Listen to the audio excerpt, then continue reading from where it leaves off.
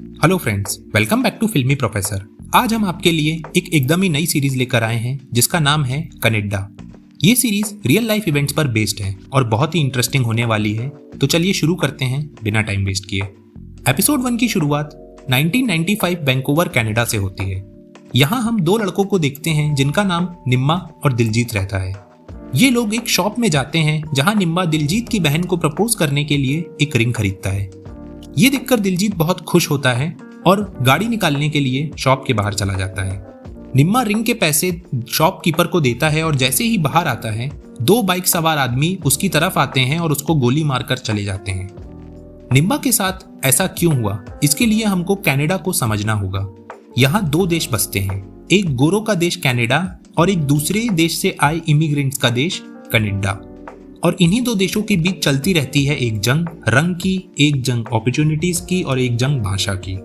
निम्मा भी इसी जंग के चलते पिसता जा रहा था। हम निम्मा का फ्लैशबैक देखते हैं। एक दिन स्कूल में जब वो और दिलजीत लंच कर रहे होते हैं, तभी एक गोरा लड़का वहां आकर निम्मा को परेशान करता है। निम्मा से ये बर्दाश्त नहीं होता और वो उस गोरे लड़के को पेल देता है। जिसके बाद स्कूल के प्रिंसिपल उसके पापा को स्कूल बुलाते हैं और सारा मैटर बताते हैं। तब उसके पापा निम्बा को बहुत डांटते हैं। निम्बा उनको बताता भी है कि गलती मेरी नहीं थी, पर उसके पापा उसकी एक बात नहीं सुनते। वो उसको बताते हैं कि यहाँ का एक सिस्टम है और हमको उसी को फॉलो करना होगा। तुम ऐसे ही नहीं किसी पर भी हाथ उठा सकते हो। निम्बा उनकी बात समझ जाता है। अगले सीन में हम देखते हैं निम्बा के पापा उसको कनाडा में हो रही इंडियन कम्युनिटी सर्विसेज में भी लेकर जाते थे। वहां वो उसको बाजवा नाम के एक इंडियन आदमी से भी मिलवाते हैं। वो उसको बताते हैं कि ये भी यहाँ 30 साल पहले इंडिया से आए थे और इन्होंने अपनी मेहनत से इस देश में अपना नाम बनाया और पैसा भी कमाया। आज गोरे भी इनको सलाम ठोकते हैं। निम्बा अपने पापा की बात समझ जाता है और मेहनत करने लगता है।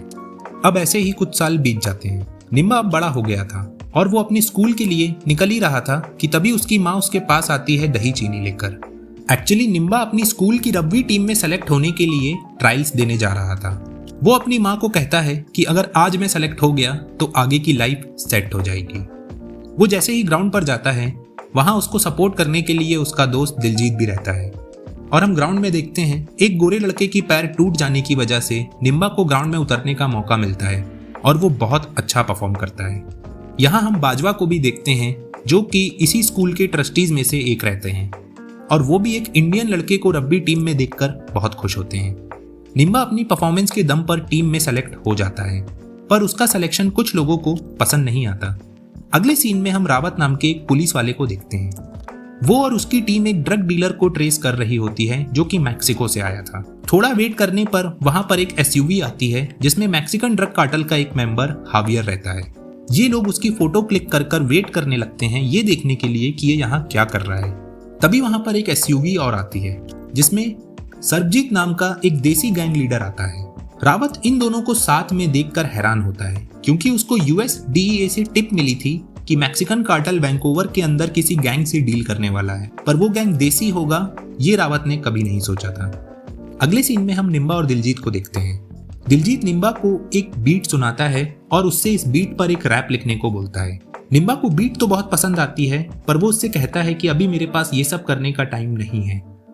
वो उसको बताता है कि मुझे बड़ी मुश्किल से रग्बी टीम में जगह मिली है और इसी की वजह से मुझे स्कॉलरशिप मिलेगी मेरे मास्टर्स के लिए। एक बार ये कंप्लीट हो जाए उसके बाद हमें गाने ही बनाने हैं। दिलजीत उसकी बात समझ जाता है। आगे हम देखते हैं दिलजीत, निम्बा और दिलजीत की बहन हरलीन उसके पापा की ऑटो पार्ट्स की शॉप में पार्ट टाइम काम करते हैं। उसी दिन शॉप पर हरजीत नाम का एक आदमी आता है अपनी महंगी सी कार लेकर। कार देखकर निम्बा समझ जाता है कि ये आदमी कुछ तो टेढ़ा ही काम करता है। निम्बा उस आदमी के पास जाता है और अपनी नॉलेज से उसको इम्प्रेस कर देता है और एक महंगा वाला म्यूजिक सिस्टम बेच देता है। ये देखकर दिलजीत और हरलीन काफी इम्प्रेस होते हैं और यहाँ हम हरलीन और निम्बा के बीच में एक केमिस्ट्री भी देखते हैं। वहीं पुलिस स्टेशन में रावत सरबजीत की पूरी बैक स्टोरी निकलवाता है। उसका जूनियर उसको बताता है कि ये चाइनीज गैंग से कोकेन लेता है और आगे सप्लाई करता है और इसका बिजनेस फ्रंट एक स्ट्रिप क्लब है। इनके पास सरबजीत की पूरी गैंग की डिटेल्स रहती हैं। अगले सीन में हम निम्बा और दिलजीत को देखते हैं जो कि स्कूल के अंदर रहते हैं। तभी वहां पर पुलिस सभी स्टूडेंट्स के लॉकर्स को चेक करने लगती है और निम्बा के लॉकर से वीड मिलती है। निम्बा सबको एक्सप्लेन करता है कि ये उसका नहीं है, पर पुलिस उसकी बात नहीं सुनती और उसको अरेस्ट कर लेती है। वो लोग उसको जेल भेज देते हैं। वहां उसको एक देसी बंदा मिलता है और वो उसको रेसिज्म के खिलाफ और भड़का देता है। वो उससे पूछता है तुम यहाँ कब आए थे? तब निम्बा उसको बताता है 1982 में। यहाँ हमको एक फ्लैशबैक दिखाया जाता है जिसमें हम 82 के दंगे देखते हैं। उस वक्त निम्बा के सामने उसी के बड़े भाई को कुछ लोगों ने जिंदा जला दिया था और इस हादसे के बाद निम्बा की फैमिली कनाडा आ गई थी। अगले सीन में हम बाजवा और उसकी बीवी को देखते हैं। उसकी बीवी एक लॉयर रहती है जो कि इंडियन इमिग्रेंट्स के लिए फ्री में केस लड़ती है। साथ ही वो वहाँ की एक पॉलिटिकल पार्टी में सीनियर मेंबर भी रहती है। बाजवा अपनी बीवी को इलेक्शंस लड़ने को बोलता है। ये सुन के उसकी बीवी कुछ नहीं बोलती पर सोच में पड़ जाती है। वहीं जेल में निम्बा से उसका लॉयर मिलने आता है। निम्बा उससे डायरेक्ट बोलता है कि मुझे यहाँ से बाहर निकालो। वो लॉयर को उसकी बेल करवाने को बोलता है और कहता है कि बेल के पैसे मैं तुमको डबल वापस कर दूंगा बाहर आने के बाद। लॉयर निम्बा की बात समझ जाता है और काम पे लग जाता है। वहीं हम रावत को देखते हैं। वो सरबजीत के एक गैंग मेंबर रैंडी के घर पे चला जाता है। वो रैंडी को उसके पास्ट की वजह से ब्लैकमेल करता है ताकि वो उसके लिए काम करे। रैंडी के पास और कोई ऑप्शन नहीं होता तो वो उसकी बात मान जाता है। वहीं निम्बा भी जेल से बाहर आ जाता है। वो सीधा अपने घर जाता है जहां उसकी अपने पापा से थोड़ी सी बहस हो जाती है, जिसके बाद वो सीधा दिलजीत के घर आता है और उसको एक रैप सुनाता है। फिर ये लोग उस गाने को रिकॉर्ड करते हैं और उसको लेकर एक म्यूजिक कंपनी के पास भी जाते हैं, पर वहां पे इनकी बात नहीं बनती। तब ये एक पब में जाके अपना गाना परफॉर्म करते हैं। वहां का क्राउड इनके म्यूजिक को बहुत एंजॉय करता है। वहां पे सरजीत का गैंग मेंबर हरजीत भी रहता है। परफॉर्मेंस के बाद इनको एक आरजे मिलती है जो कि इनकी परफॉर्मेंस से बहुत इंप्रेस होती है। दिलजीत उससे बातें आगे बढ़ा ही रहा होता है कि तभी हरजीत इनके पास आ जाता है और निम्बा उससे बातें करने लगता है और एक बोतल दारू पीने के बाद ये लोग सरजीत के साथ ही वहां से निकल जाते हैं। अगले दिन निम्बा हरलीन को अपनी परफॉर्मेंस के बारे में बताता है। तभी उसके पास उसके लॉयर का कॉल आता है। निम्बा को उसको पैसे देने थे। वो उससे बात करता है और फिर हरजीत को कॉल करके उससे मिलने जाता है। निम्बा हरजीत से सीधा गैंग ज्वाइन करने को बोलता है, पर हरजीत उसको सीरियसली नहीं लेता। तब निम्बा उससे पूछता है कि हम कहाँ जा रहे हैं। तब वो उसको बताता है कि हमको एक डिलीवरी करनी है। वो डिलीवरी की जगह पहुंचकर निम्बा को बाहर वेट करने को बोलता है और खुद अंदर चला जाता है। थोड़ी देर बाद निम्बा को वहां से कुछ अजीब सी आवाजें आती हैं और वो अंदर जाकर देखता है तो हरजीत को कुछ लोग पेल रहे होते हैं। निम्बा बड़ी ही चालाकी और हिम्मत से उसको वहां से बचाकर निकाल लेता है। हरजीत भी निम्बा से बहुत इंप्रेस होता है और उसको सीधा सरजीत से मिलाने के लिए उसके क्लब में ले जाता है। एपिसोड 2 की स्टार्टिंग में हम देखते हैं सरजीत निम्बा से कुछ चीजें पूछता है और उसके जवाब सुनकर उससे बहुत इंप्रेस होता है और अपनी गैंग में शामिल कर लेता है। ये लोग उसको पहला काम ड्रॉप जॉब का देते हैं। वहीं अगले सीन में हम रावत और रैंडी को देखते हैं। रैंडी उसको बताता है कि सरजीत एक नया कोकेन सप्लायर ढूंढ रहा है यहाँ वैंकूवर में, क्योंकि पहले वो चाइनीज गैंग लीडर बाओ से कोक लेता था, पर वो समय समय पर कोक की शॉर्टिंग करता रहता था, जिससे सरजीत बहुत परेशान हो गया था। इसलिए वो मैक्सिकन कार्टल से मीटिंग कर रहा है। रैंडी उसको बताता है कि हावियर उसको कोक देने के लिए रेडी हो गया है, पर उसको कोक के बदले हीरोइन चाहिए। उसने हमें ऑफर दिया है कि अगर हम उसके लिए हीरोइन अरेंज कर सके तो वो कोक हमको आधे प्राइस पे ही दे देगा। ये सुनकर रावत उससे कहता है कि तुम ऐसे ही मुझे सारी खबरें देते रहो और जल्दी हम दोनों इस सब से फ्री हो जाएंगे। अगले सीन में हम देखते हैं निम्बा की ड्रॉप जॉब की खबर कोई पुलिस वालों को फोन करके दे देता है और जब रात को निम्बा ड्रॉप की लोकेशन पर पहुंचता है वहां पर पुलिस वाले पहले से ही उसकी फील्डिंग लगाकर बैठे रहते हैं, पर निम्बा बड़ी ही चालाकी से अपना काम कर देता है और जाने लगता है। तब वो पुलिस वाले उसके पास आते हैं और उसकी कार की तलाशी भी लेते हैं, पर उनको वहां कुछ नहीं मिलता। निम्बा अपना काम करके वापस क्लब में आ जाता है। सब लोग समझ रहे थे कि निम्बा को दिया काम उसने पूरा नहीं किया। तब निम्बा सबको बताता है कि काम पूरा हो गया है। उसने कोक को केक में डाल दिया था और मोटेल के रिसेप्शन पे बोल दिया था कि इस रूम नंबर वाले बंदे का 12 बजे बर्थडे है, तो आप ये केक उसको पहुंचा देना। और फिर टाइम होते ही रिसेप्शन वाले वो केक उसी आदमी तक पहुंचा देते हैं जिसके पास निम्बा को डिलीवरी करनी थी। भुप्पी चाचा कॉल करके कंफर्म करते हैं और उनका सप्लायर उनको बताता है कि उसको केक की डिलीवरी मिल गई है। निम्बा के इस काम से सभी लोग बहुत इंप्रेस होते हैं।